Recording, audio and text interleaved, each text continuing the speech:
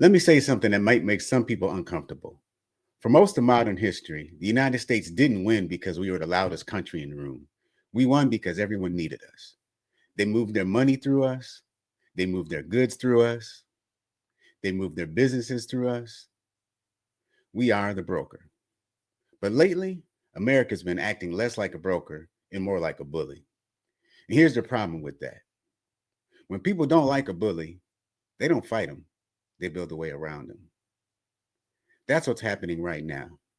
So, what is a broker? A broker is a connector, a middleman, a person everyone trusts to keep things fair. After World War II, the United States helped set up the great global trade system. We didn't just rebuild ourselves, we helped rebuild everyone else. Three things made America the center of world economy. First, the US dollar became the main currency countries used to trade with each other. Second, American banks and financial markets became the safest places to move money. Third, access to US market meant stability. If you follow the rules, you could sell to the biggest economy on earth. We didn't have to chase business, y'all. Business had to come through us. Now let's talk about tariffs because people throw that word around like everyone understands what it is. A tariff is a tax on goods coming into a country. If another country sells something to the United States and we add a tariff, that product suddenly costs more. Tariffs are usually sold as protecting American jobs or punishing unfair trade or making other countries behave. And sometimes, in very specific cases, they can help. But when tariffs become aggressive, widespread, or unpredictable, something changes. Countries stop asking, how do we do work with America? And they start asking, how do we avoid America? That's the shift from broker to bully. Let's look at a real example. Canada, our neighbor to the north, recently made a new trade deal with China. Now, that wasn't random. Canada already sells most of its goods to the United States. But when the US tariffs make trade harder or uncertain, Canada does what smart businesses do. They diversify. They say, let's really not just rely on one customer. So Canada lowers its tariffs for China. China lowers its tariffs for Canada. Nobody yelled. Nobody threatened. They just quietly reduced their dependence on the United States. That's not a rebellion. That's called risk management.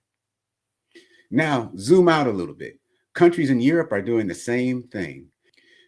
They're making trade agreements with South America and other regions that allow them to buy goods without US involvement, sell goods without US tariffs or approval, and again, no drama, just strategy. What's the lesson here? When people stop arguing with you and start building without you, that's when real loss begins. This isn't about tomorrow's stock market. It's about the next 10 to 20 years. Here's what the United States risks losing. First, influence, of course. When countries don't depend on you, you don't get a seat at every table. Second, exports. American businesses sell less when the global trade routes bypass us. Third, growth. Less trade means fewer jobs, higher prices, and slower economic growth. Fourth, the middleman advantage. Being the hub is where the power lives. Once supply chains move, they rarely move back. In closing, this is a lesson I want to share. A bully can win a moment, but a broker builds a system. America became powerful not just because we were strong, but because we were trusted. Trust is quieter than force, and it lasts longer. Every new trade deal that avoids the United States is like a highway being built that no longer runs through our city. No traffic, no tolls, no leverage. And over time, that adds up. So if this episode made you think, please share it with someone who believes tariffs only hurt other countries. If you found this episode to be informative, please subscribe to the channel. And if you have other thoughts about what I've shared, shoot me a comment. Because in a connected world, how you treat your partners today decides whether they still need you tomorrow. Remember that respect is the only currency that doesn't lose its value.